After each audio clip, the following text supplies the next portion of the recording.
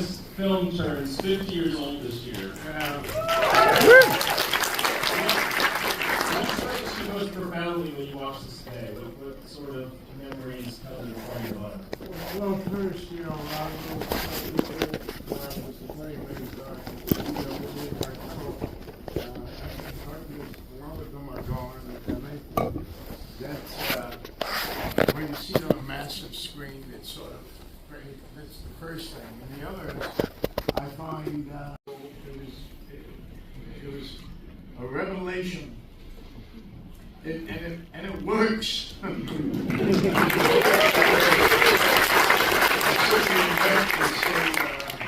It was such a great director, and so I just marvel at the things he did, all the performances, especially the girls and the people in the bank, and of course John Casal, who really brings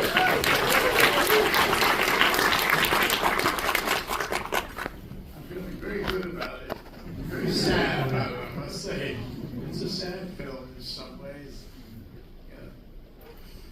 So, I'm sorry. Just to say, it's always a 50-year anniversary.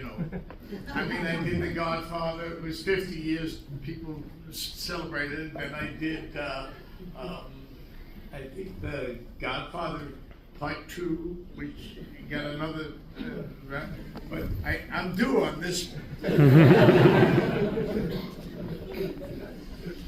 So we're going to, Al has offered to use our time with all of your questions, but I thought you could at least start by setting the stage for us how you came to do this film. Because last time we had you for Serpico with Sidney Lumet, how did you get to work with him again? Oh, working with him the first time, and Morty Bregman had a lot to do with this film, and Serpico, and Scarface, and Sea of Love. This producer was really great, and of course, Sidney was and the woman who played my mother is Judith Malina. If you've heard of her or not, I don't know, but she was one of my inspirations. I mean, she started off Broadway. She was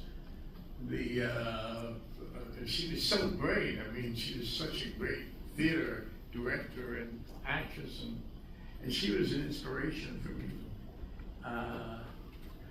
And seeing her again it can be very moving seeing your old friends. What did you ask? How this particular role came to you? Because I think. Oh God! I mean, this has got a real story. I turned down Dog Day Afternoon, believe it or not, and I remember I was going through a lot of things at the time because I was adjusting to this world that I came into when I did films, in the first films in my life, and I didn't want to do it, and I said I'm not going to do it. I don't want to do this anymore.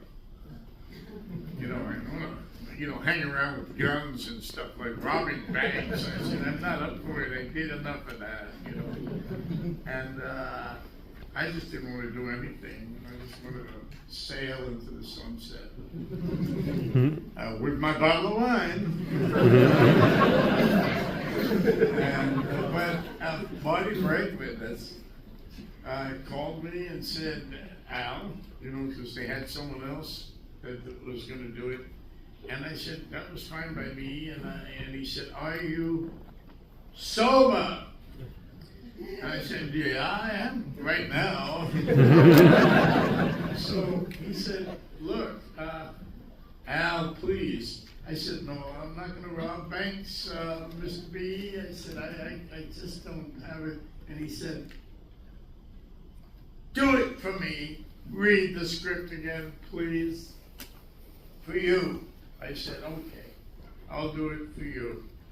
But, I didn't think anything. And then I opened the script, and I started reading this thing, and I thought, what? I said, I have to do this film. It's a beautiful script. Pearson, he won the Oscar for it, Frank Pearson. And so I did it, and as always with Sidney, it's a just a blast to work with him because he rehearses. You know, we don't have that much these days, and I don't get a chance to rehearse films, you know, but he rehearsed it for 3 weeks, all of us. And the way he constructs the bank robbery and the way he tells you to go, and he always said in one of his books, he would say, I am a director, so I direct. You know, what I'm saying. You go here, you go there, then you go there. And I just did what he said, we all did. And we just felt, it's interesting because we just felt while we were doing it that we were actually in a bank robbery. That's how, you know, he knows geography and the camera, and the use of his cameras. My God, it's amazing. I can watch him do that stuff. It was a pleasure to be with him. I loved him. It's really amazing how he connects the interior space to what's outside. Like, I mean, those sections not set. Yeah. But let's take our first question here. Yeah, I saw him go up right there. Yeah. This might be blasphemous. This is my first time I watched this movie. Thank you so much. You said earlier, watching it now, aspects of the film 50 years ago, there are a lot of elements that spoke to you now that could be understood and respected in present day. What elements of the movie, like now, like the glamorization of true crime, the transsexual gay experience, what other aspects of the movie do you find resonate now, even more so than it did 50 years ago? So he's asking if you can talk further what you said earlier, that watching it now brings up a lot of, you know, kind of modern day topics or issues. Yes, I do feel that it's, to me anyway, and I'm a youngster, so I may be wrong, you know? But I feel it's, a lot of it is today. I mean, we're used to it, we understand it more than we did back then, but still it seems to communicate and deal with the things we're dealing with. So that's what I felt when I was watching it. I do think, correct me if I'm wrong, I felt that it was a little less shocking than it was back 50 years ago. To hear these things, to have all the stuff that was going on. Back then it was like, you know, unusual. And now, and that's part of the film too, you know, and it's fun to see that we've come a long way, we really have. And then I went out and did cruising.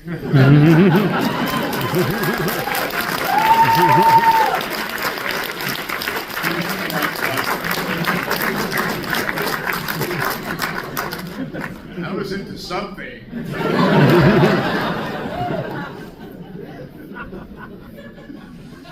Let's go right here. Hello, what's your favorite role you've done and why? Favorite role and why? Wow. At 10 o'clock. Are you guys ready for 1:45? I couldn't say, I just say, straight out, I just say, nothing touches Scarface. It's a memory, and really the reason I feel that way is I remember passing Movie House in Los Angeles, the Tiffany movie, it's not there anymore, where they played all the old films, and they played Scarface. And I saw it with my friends, and I went in because I heard about Howard Hawks' Scarface. Paul Muni, who was at the time one of the greatest actors alive, and I went in there and saw it with a few friends, and I said, I gotta do this film. That performance is inspiring me so much in the film, the Howard Hawks film.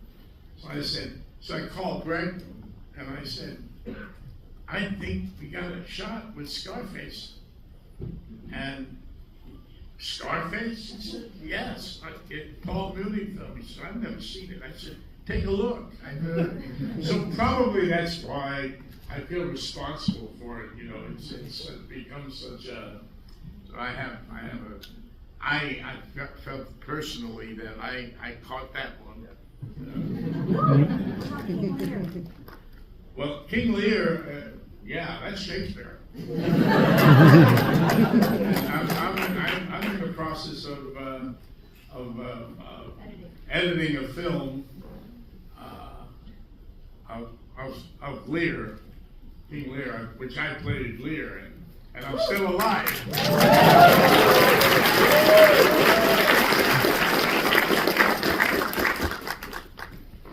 Let's see. Yeah, right there. Yes.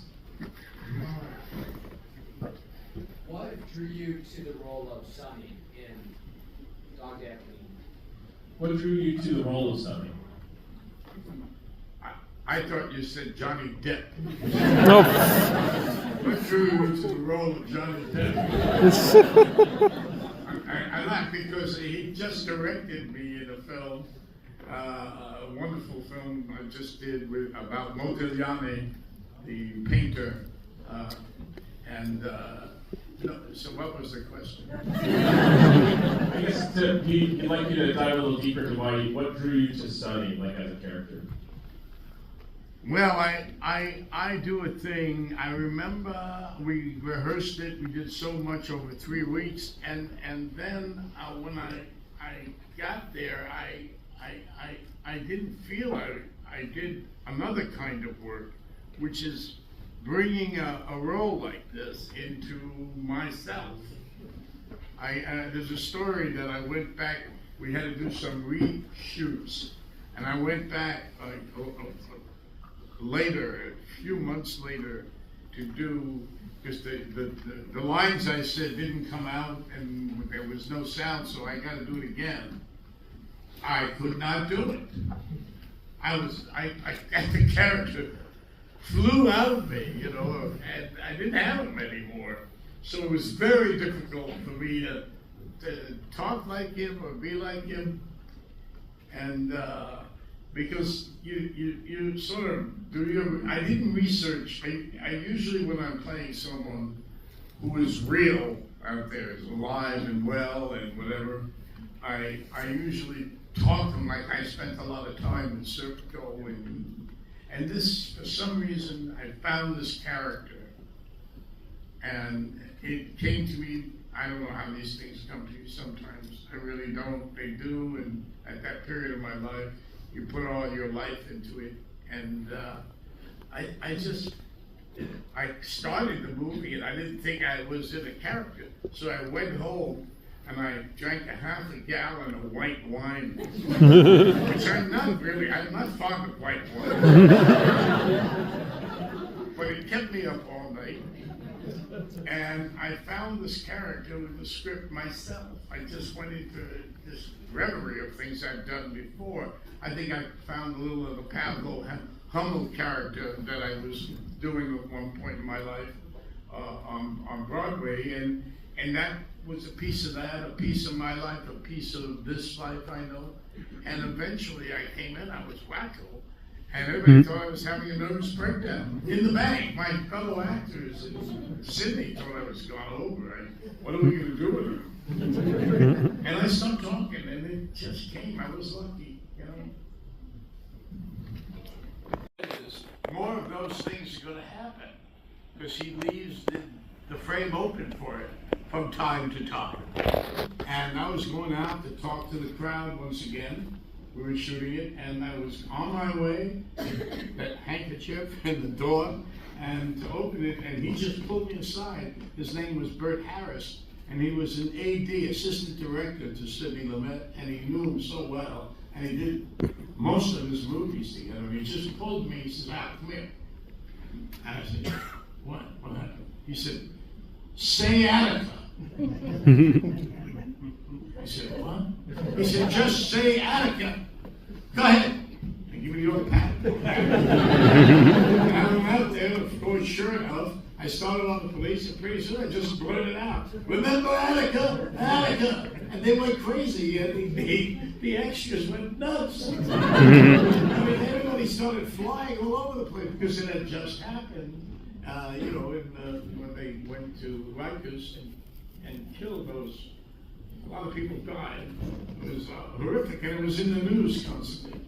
And that's that got them going, and it became kind of went down the ages now. 50 years, we're still running around saying that. But that's how it happens. So that's what my point is really things happen, and it's good to leave things open for it to happen, especially in this kind of film, which is, you know, realistic. But I mean, I just did this Lear thing, and working with Peter Dinklage and Jessica Chastain, anything happens. I mean, they do anything. And a lot of those kind of things happened on Lear. They just they just started doing things they felt throughout. You know, we had no rehearsal, no rehearsal. It's an adaptation of Lear. So me and Bernard Rose, who is a great director on the film, and we just started to write the adaptation, and we're still doing it even after the film is shot. But it was fun to do it. It took us a year and a half, and then now we finished actually shooting it. So now we're playing around with the editing and stuff, which should take another 4 or 5 years. I think Bernard's in the audience. I think I could get him. He's grown.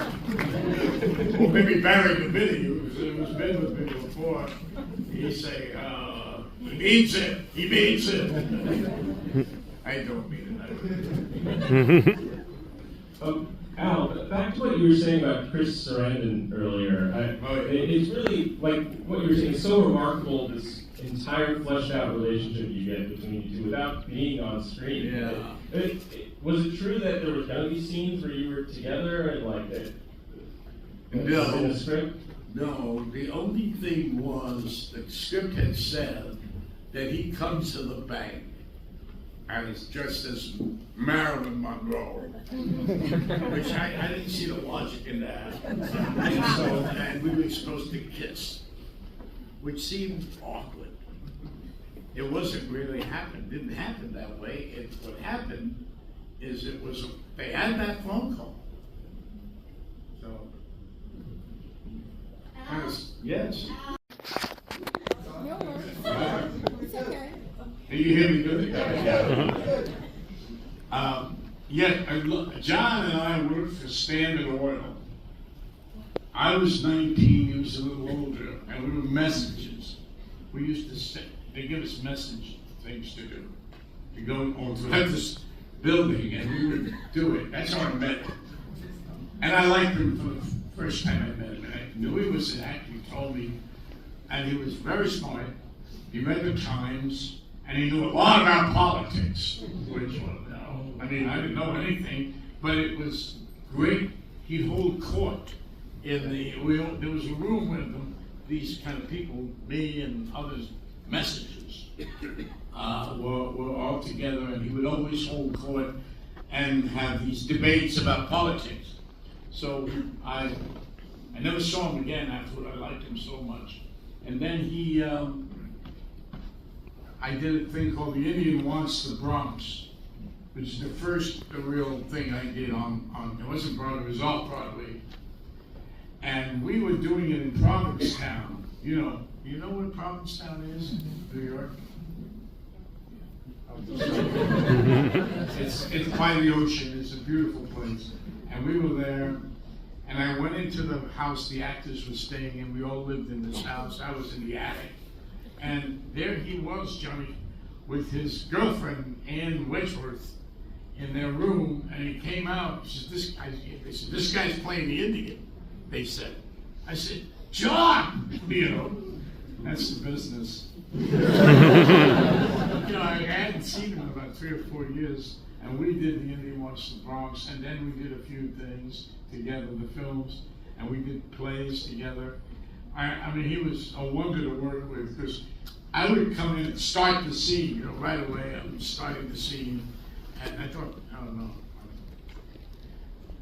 I'm starting the scene with John, and John's sitting there, And he says, what are you talking about? I said, I'm telling you what, they start saying things, you know. And then I'm saying things, and then he says, Al, will you shut up? Who the fuck are you, anyway? I'm saying this, and I said, well, I'm doing, what do you mean? You're saying what? And he starts talking like this to me. And we're rehearsing, and all of a sudden we're talking and talking, and pretty soon we're arguing, and we're getting into things, and I'm talking, and all of a sudden something leads us into the play. We get into the play, and the words of the play are coming out. Took about 10 minutes. How we would get there.